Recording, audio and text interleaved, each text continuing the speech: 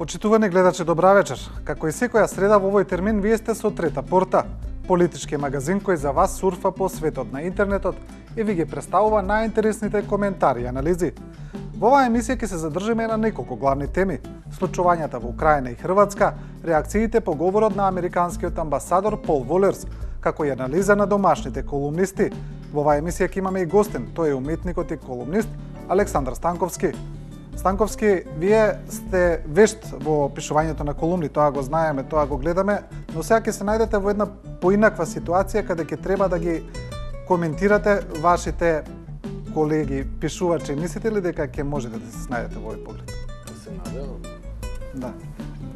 Почнуваме сега со емисијата, значи прво почнуваме со колумната на поранешниот дипломат Драган Јањатов, која е посветена на случувањата во Украина. Јањатов својата колумна ја насловува кон кое царство ќе се приклони Украина, при тоа мислејќи на односите меѓу Европската Унија и Русија, тие два блока, тие две суперсили, помеѓу кои е поделена украинската надворешна политика.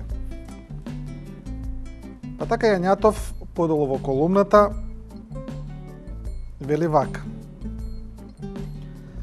паѓа во очи што во ново настанатата ситуација во Украина веќе никој не ги спомнува претходните услови на Европската Унија за подпишување на споменатата спогодба, како што беа, на пример, амнестијата на Јулија Тимошенко, која Јануковиќ категорично ја одби, поради што таа во затворот прогласи штрајк со глад, промената на украинската изборна регулатива, реформите во областа на правосудството, заштитата на човековите права, правата на невладините организации во Украина и друго. Продолжуваме со колумна на Искра Коровешовска од Дневник, која вели дека Европската Унија ја сервира Украина на тацна.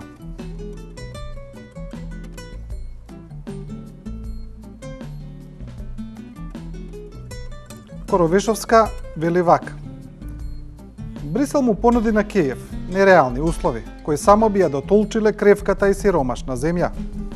Процената е дека Украина нема да добие ништо, напротив, ќе ги изгуби придобивките што ги има од врската со Русија.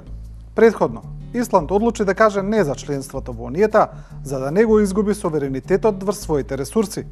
Бугарија и Романија станаа дел, но условите под кои влегоа не вродија со плод.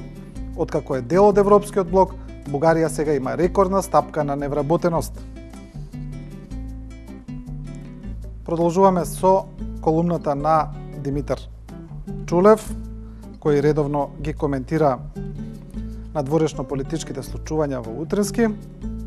Тој вели: окупирај го Киев, при тоа јасно алудирајќи на протестите кои почнаа од Соединетите американски држави, окупирај го Волл Стрит. Па Чулев вели вака: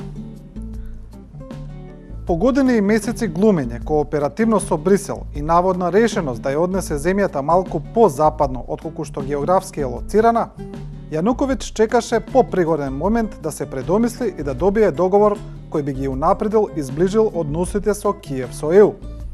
Тоа беше шок за Брисел, но и за јавноста, кој во срамежливо демонстрираните европски амбиции на председателот јасно не виде негова слабост. И ќе завршиме со колумната на поранешниот вице-премиер Ивица Буцевски, кој вели: нова битка за Киев.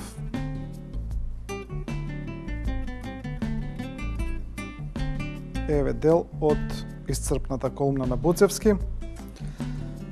Се уште постојат значајни и влијателни политичари, дипломати и мислители за кои Украина представува новиот лимес на западниот свет и затоа сметаат дека оваа земја мора да се интегрира во западните алијанси за да се истисне Русија од европскиот простор и да се заштити европската срцевина. Инсистирањето на овие тези само ја потврдува убеденоста на Русија дека некој тука и ровари во соседството за да ја изолира и да ја неутрализира како чинител во меѓународните односи.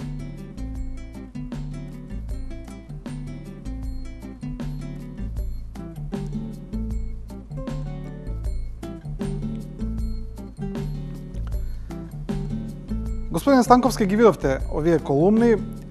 Сега првото прашање јас би го поставил во контекст на вашата последна колумна, која е насловена Парадокси, во која вие тангирате повеќе елементи во однос на пишувањето на колумни, во однос на изјаснувањата на интелектуалците, на уметниците во јавноста, па така можеме да ја поврзуваме во одреден сегмент и со овие што веќе ги прочитавме.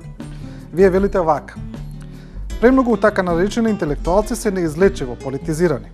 Некои од нив се до тој степен фиксирани на политиката што почнале да ја доживуваат како поетика. Вие мислите ли, вие самиот сте колумнист и аналитичар, мислите ли дека колумнистите и оние кои се изразуваат преку колумни, кои ги пишуваат, ги изразуваат своите реални политички ставови или се обидуваат да создадат една вештачка реалност, значи онаква реалност каква што сакаат тие да ја представат на јавност?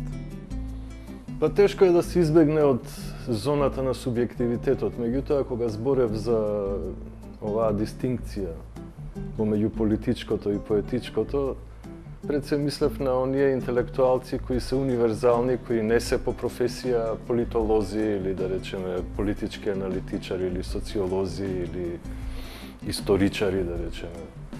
Значи мислев пред се на луѓе кои се бават со некои други теми, кои се вон политиката, а се многу битни за самиот дискурс, нели, интелектуален, кој се одвива и кој постои насекаде во секое цивилизирано општество. Тоа е една сосема друга тема од овие колумни за кои зборевме. Ова се луѓе кои се бават со политички анализи. Тоа се интелектуалци секако и не може човек без некоја интелектуална подкрепа да влегува во некои посуптилни анализи на геостратегијата, геополитиката и така натака, и социјалните случувања, да речеме.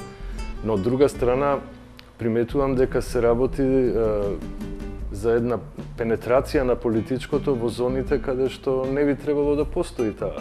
Например, во 80-тите, кога веќе рикна модерната, нели, кога престана да постои како актуалитет, како некоја револуционерна или псевдореволуционерна доктрина, нели, подгреаната модерна, со помош на американскиот капитал и влијание, се појавија некои многу значајни личности кои во уметноста, кои зрачеа со својот авторитет, нели, со својот бекграунд, како например Јозеф Бојс, германски концептуален уметник, кој ја внесе политиката, тоест уметноста во политичкото и самиот станувајќи еден од подвижниците на зелените во Германија, па и пратеник. Имаше и судски спорови со некои концерни како Мерцедес, поради сеќање на шуми и правење гаражи, стоваришта за автомобилите произведени во фабриките на Мерцедес, дури и се шпекулираше дека неговата смрт е обскурна и дека е на таа релација, дека концернот всушност го приредил неговото ликвидирање, зашто човекот имаше огромен габарит во германското општество и собра многу луѓе и се направија големи протести апропо овие обиди на индустријата, тоест на компаниите или на мултинационалните да завладеат како што владеат, нели, тоа беше што се вика еден донкихотски отпор. Меѓутоа, он исто така беше иницијатор на ова што се случува, да речеме, кај насадење на дрва, на документа во Касел, да речеме, засади дрва.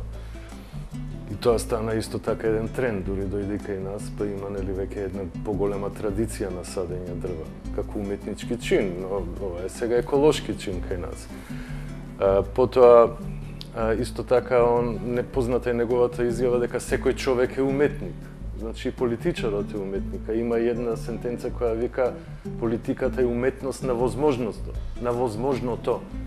Така да тука се преклапаат и стануваат иманентни две стратегии интелектуални. Едната е политиката, другата е уметноста, но ако со различни означувачи означуваме ист феномен, тогаш ќе дојде до девалвација на самите означувачи. Значи, ние мораме да направиме дистинкција помеѓу она што е поетика и она што е политика, иако тие интерферираат цело време. Да, апсолутно. Добро, продолжуваме на следниот блок, ви благодарам за ова. Продолжуваме со колумните посветени на состојбата во Хрватска по одржаниот референдум во кој Хрватите решија дека бракот ќе се дефинира како заедница помеѓу маж и жена. Па така дел од Игор Даниловиќ од Нова Македонија го анализира следното. Тој вели дека референдумот ја разбранувал хрватската јавност, но ги разбранувал и останатите земји во поглед на пораките кои се пратени и вели вака. И значи да појасниме, во Хрватска сега се најавува и друг референдум со кој едно здружение на бранители од хрватскиот град Вуковар предложи да се одржи сега и втор референдум со кој би се забранила официјалната употреба на кирилицата во земјата, што создава нови парадокси, па Игор Даниловиќ вели вака. Двата референдума не треба да се идентификуваат. Во случајот со хомосексуалните бракови, Европа нема јасно дефиниран став, а главно преовладува дефиницијата на бракот како заедница меѓу маж и жена. Кога станува збор за референдумот за кирилицата, Европа има јасно дефинирани правила кон кои се обврзала и Хрватска. Земјата минува низ низа промени што се случуваа пред влегувањето во Европската унија, а продолжија со приемот во унијата.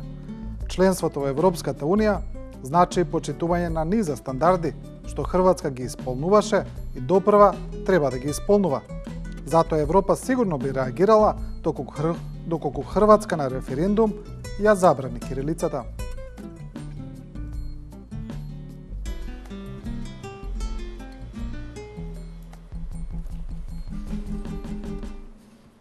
Одиме со колумната на професорката Билјана Ванковска, која вели брак, љубов и секс. При тоа исто така таа го анализира хрватскиот референдум. Еве еден интересен дел од колумната каде професорката вели вака. Неодамна стигна добар хрватски виц кој гласи: вистинското референдумско прашање за вистинскиот хрват гласи: дали повеќе сакаш да имаш снашка србинка или хрват? Не знам колку мина го сватија, ама ова е клучното прашање на кое треба да се одговори секој од општествата во регионот, кој режисерот Оливер Фрлик со право ги именува како пациенти, за кои вели дека нема да оздрават во скоро време. Вицот поставува суштинско прашање дали општество е се уште заробеник на омраза по една основа етничка, може да биде толерантно по основа на прашање на недискриминација по сексуална основа.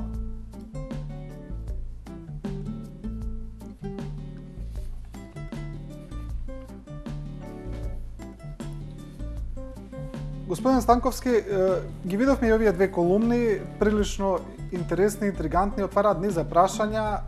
Некои од прашањата може да се пресликаат чинами во нашето општество, значи јас мислам дека слободно можеме ова вицкасто прашање на професорката да го поставиме во Македонија, во друга конотација, со замена на нашите етникуми во вицот, без разлика од која страна би се поставило.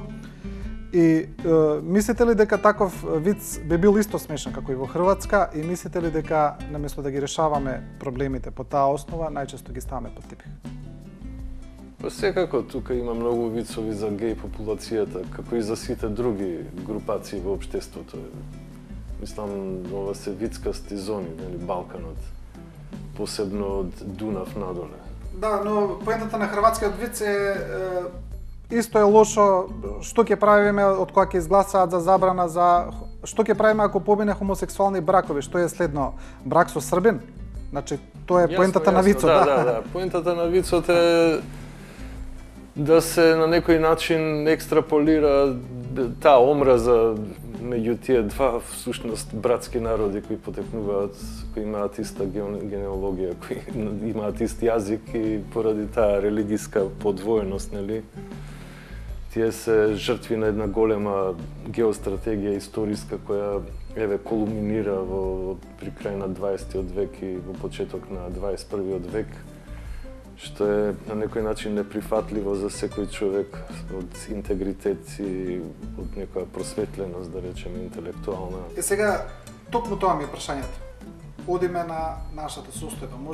Можеме ли истото прашање да го поставиме кај нас? Па можеме секако, дека можеме. Во однос на меѓуетничките односи. Па да речеме, еве, кај нас, ние во Македонија имаме, да речеме, луѓе кои го говорат македонскиот јазик и кои се од разни религиски групации, да речеме, имаме македонци православни, македонци католици, па и протестанти и муслимани, но не гледам дека има некој, да речеме, некој тип на спротивставеност помеѓу нив, туку напротив, една традиционална соработка и соживот и се чувствуваме како припадници на една иста нација, што не е случај, да речеме, со тој, историски, да го наречам, илирски дел од јужните Словени, а тоа е, нели, од Хрватска, Србија, Босна, Црна Гора. Тоа е народ кој говори ист јазик, со разни диалекти, има ист бекграунд. И религијата и интересите на големите сили го имаат направено ова што се случи. Што се случи во 90-тите при распадот на Југославија и што до ден денес се случува. И ескалира све повеќе тој анимозитет, кој нема потреба воопшто да постои. Токму така, прашањето е, мислите ли дека општеството реално работи на решавање на тој проблем кој постои и не треба да замижуваме пред него, или дека никако работите постојано се одложуваат за некакви подобри време? Па вака, значи... Бидејќи, извинете, само да појаснам, скоро имавме тепачки во автобуси повторно, да. Се гледаме дека се повторуваат, дека тоа како процес не прекинува. Да, секако. Да, секако и со албанците имаме традиција на соживот, но специфичноста кај овие народи, значи, кај хрватите, херцеговците, босанците, далматинците, црногорците и србите, во тоа што тие имаат ист корен, ист јазик, иста традиција. Религијата им е различна. Меѓутоа, јазикот е дополнителна бариера? Па бариера е затоа што не може да се направи, да рече, еден поблизок тип на playground за да дојде до, да речеме, препознавање едни на други. Меѓутоа, секако човештината е најбитна, дека човекот е најбитен фактор, дека тоа е универзално космичко битие и тука нема дилеми околу тоа дали треба да има соживот и да имаме пријателства со другиот. Без сомнение треба. Меѓутоа зборам за оваа типична ситуација каде што токму Западот и Истокот се конфронтирале. А тоа е во оваа илирска зона, да ја наречам, според илирскиот покрет, нели, Људевит Гај, Јури Штросмер, Вуд Караджич, Обреновиќ и така, кои уствари ја направиле платформата за Југославија, за идната држава Југославија. И тоа беше грото, тоа се 20 милиона луѓе, така.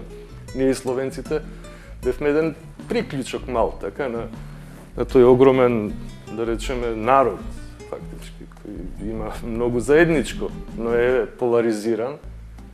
И бадиела сите општествени заложби тој да се помири, кога имаме единство на спротивност, е повторно да го реинкарнирам мислењето на Маркс, затоа што од една страна имаме некои доблесни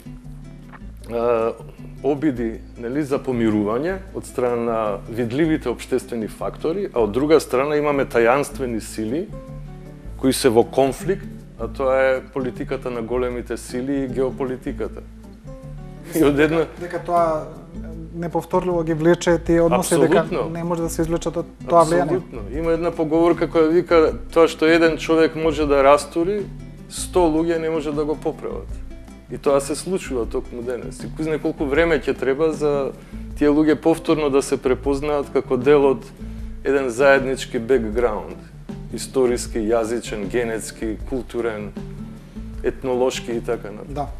Добро, благодарам и за овој блок. Продолжуваме понатаму. Одиме со блок кој полека не движи кон домашната состојба, кон Македонија повеќе. Тука имаме две колумни, интересно, на двајца главни одговорни уредници на два вестника. Тоа се уредникот на вестникот Дневник и уредникот на вестникот Нова Македонија, во кои тие двајцата се конфронтираат на некој начин со своите ставови во однос на геополитичката положба на Македонија, во однос на слободата на говорот, во однос на македонската надворешна политика. Значи се работи за два различни ставови.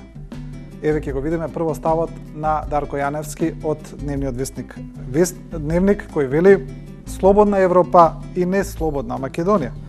Тука Јаневски полемизира околу прашањето на слободата на говорот и неговата главна теза е дека и од таму од каде што доаѓаат пораките за слобода, значи од Европската унија или од западниот свет, дека таму исто така нема слобода, дека има проблеми со слободата на говорот и на таков начин го поставува прашањето за кредибилитетот на праќачите на тие пораки.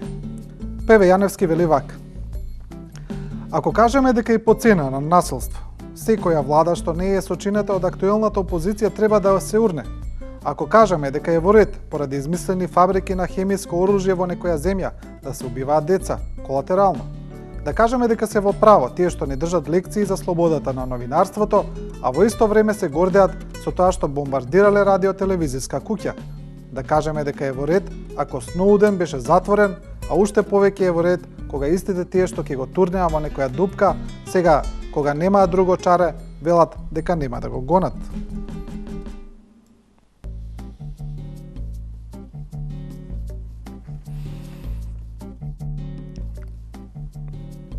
Продолжуваме со колумната на Зоран Димитровски, главниот и одговорен уредник на Нова Македонија, која е на некој начин геополитичка, надворешно политичка и вели зошто сме влюбени во Путин и во Ердоган. Тезата на Димитровски е дека кога дел од критичарите на македонските аналитичари во однос на евроинтеграциите се адресираат на сметка на западните сили пред се на сметка на САД и на Европа, тој вели дека тоа не е правилен однос, бидејќи ако веќе се критикуваат големите сили, треба да се критикуваат и останатиот дел од нив. Значи треба да се критикува Русија, Кина и нивното однесување. Па вели зошто сме влюбени во Путин и во Ердоган. Еве Димитровски е една поента која може да изрази што се вели во колумната. Ги прозиваме само Берлин, Париз, Вашингтон, Брисел и нивните емисари и комесари оти не сакаат да ни ја признаат правдината нашето вековно име. Американците ги потплукнуваме што иако не признале подоставното име, не мрдаат со прст за да ги притиснат грците. Дори признавањето од САД го нарековме данајски подарок, зашто беше врзано со неуспех на референдумот за територијална поделба. А кога рускиот министер за надворешни работи Сергеј Лавров во Атина ќе се сретне со Самарас и ќе промрмори нешто за регионот, ич не се либиме да ги прашаме русите зошто не ни дадат поддршка за името, зошто не побараат остапка од Атина.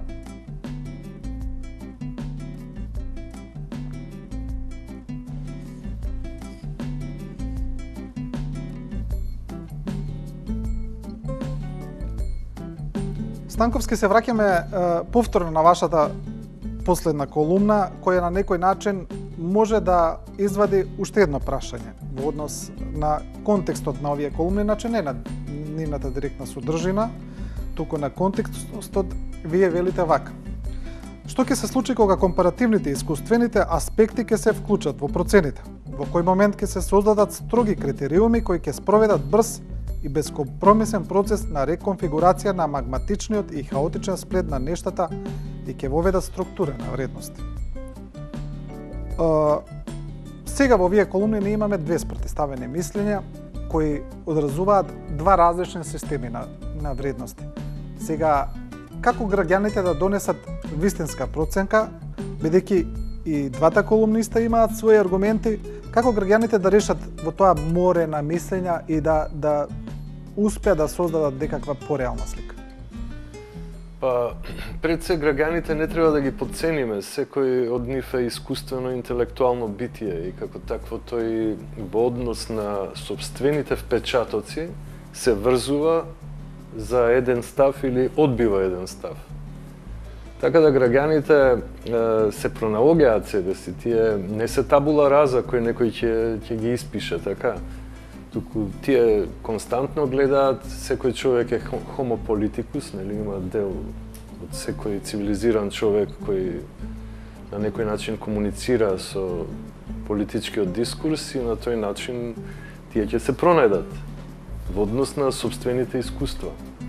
Мислите ли значи треба да им се дадат доволно релевантни и вистините информации за да може да создадат Па имаме цело едно бомбардирање од информации денеска. Едноставно има толку медиуми, толку дистрибуција на информации што човек и да не сака нема да биде нели на некој начин инфицирано политичкото. Што значи дека колку од информациите се представени онака фактографски, колку се представени за да ги представат фактите, а колку се обетнуваат да наменат теза? Па, затоа реков искуството, значи мора да посредува тука искуството и интелектуалниот капацитет на човека. Народот тоа го има, зашто народот е составен од личности, не се тоа овци, така не, тоа стока некоја која чопоративно влегува, иако понекогаш делува така, како сега во Украина што делуваше, нели? Поларизирано општество, доведено до некоја иритација, на неподносливост, до непомирливи некои позиции кои едноставно ескалираат во можен судир, не дај Боже и граѓанска војна, така. Иако верувам дека нема капацитети за такво нешто во Украина. Од друга страна гледаме дека вие многу добро тоа го знаете, пошто сте професионалец, дека исто така има зони на гравитација, а тоа зависи од финансиерот. Значи, позади секој медиум постои еден финансиер кој има одреден политички ставови. Тие политички ставови може да идат до самите центри на моќ, нели? Како разгранети некакви филијали, нели, на влијание, или до некој друг центар на моќ, или се автентични. Тоа е ретко се случува да се автентични, затоа што медиумите бараат средства така за таа машина да се движи. Значи секогаш има финансиер. Сега овдека гледаме да речеме два става. Едниот е да речеме пропатриотски став, кој на некој начин го обвинува Западот за сите наши проблеми во смисол. Тука треба да ја мислам и дефиницијата за патриотизам, ама тоа е веќе друга дебата. Патриотизам, да. Во најелементарен смисол, така во смисол на зачување на сопствениот интерес. А зошто не би бил патриотски ставот на двајцата? Па не, имаат различно. Не, двајцата е меѓутоа Двајцата мислат добро. Според мене, да. Значи како едно политичко битие, во вториот став гледам дека тука има некој обид за некакво имплицирање на некакви фантоми, да речеме. Не дека тој е врвен професионалец.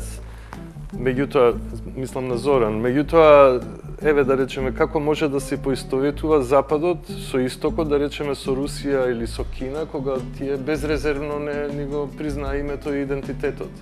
Додека сите овие западни земји на некој начин ја бекапуваат грчката политика и тоа со години. А дури и они се фактор за нашата небиднина, нели, ако се вратиме малце во историјата. Ако идеме до Балканските војни, до Букурештанскиот мировен договор и така натака. Не дека можеме Русија да ја амнестираме. Соединените американски САД држави имаат многу покоректен однос од европските сили, затоа што тие ја признаа Македонија под уставното име, тоа е број 1, без оглед на тоа што имаше и некој бенефит за нив, во смисол на нивната геополитика, така, при општинската распределба и референдумот. Но исто така можеме да кажеме дека историски САД во времето на Вудро Вилсон имаше една коректна политика кон Македонија. Но тогаш тоа не беше таква сила како што стана после Втората светска војна.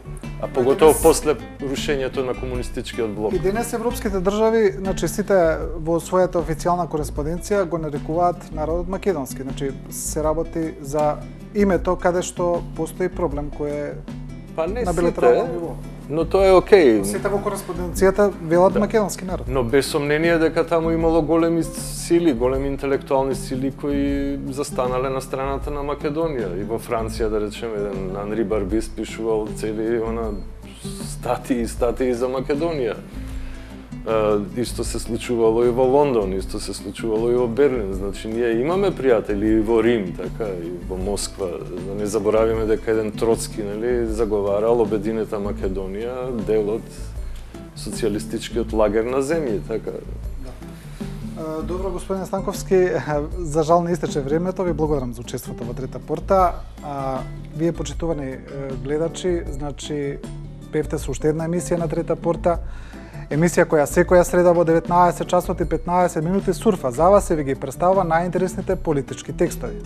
Останете со програмата на 24 вести и не заборавајте дека Трета порта не ви кажува како да мислите, туку ви ја презентира големата слика.